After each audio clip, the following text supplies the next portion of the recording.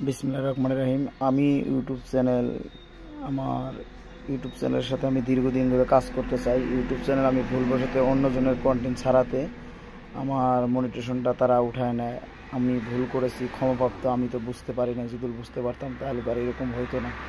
এই কারণে আমি আপনাদের কাছে ক্ষমাপ্রাপ্ত। আমি আপনাদের কাছে ক্ষমা চাই।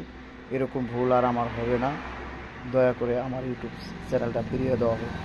আমি আপনাদের কাছে ক্ষমাপ্রাপ্ত। আমি অনেক দিন ধরে যাবত আপনাদের ইউটিউব চ্যানেলের সঙ্গে আছি এবং ইউটিউব আপনাদের সঙ্গে আমি থাকবো। আশা করি আজীবন আপনাদের পাশে আছি এবং থাকবো।